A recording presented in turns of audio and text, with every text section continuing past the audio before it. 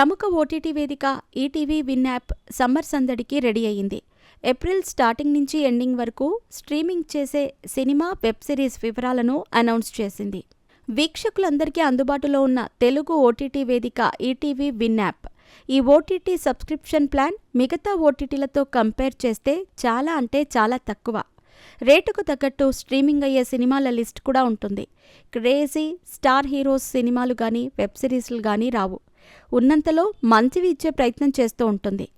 April 2025లో ETV win ఓటీటీలో వచ్చే projects ఏంటో ఇప్పుడు చూద్దాం. త్రిగుణ్ అలియాస్ అరుణ్ ఆదిత్ హీరోగా నటించిన సినిమా ఉద్వేగం గతేడాది నవంబర్ 29న థియేటర్లలోకి వచ్చింది.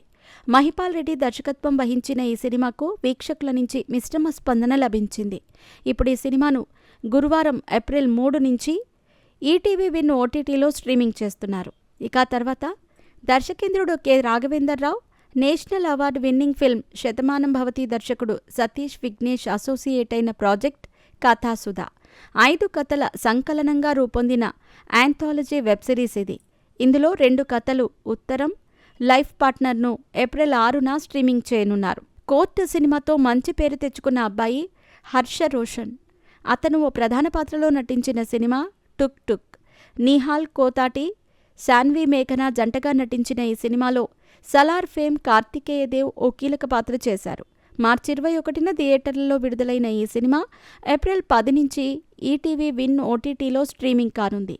యువ దర్శకుడు, కథానాయకుడు తరుణ్ భాస్కర్ తల్లి గీతా భాస్కర్ ప్రధాన పాత్రలో నటించిన సినిమా లవ్ యూ నానమ్మ. ఇది కూడా కథాసుధలో ఒక ప్రాజెక్ట్. ఏప్రిల్ 13 నుంచి స్ట్రీమింగ్ కానుంది.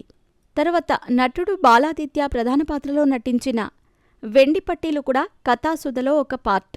దానిని ఏప్రిల్ 20న స్ట్రీమింగ్ చేయనున్నట్టు తెలిపారు.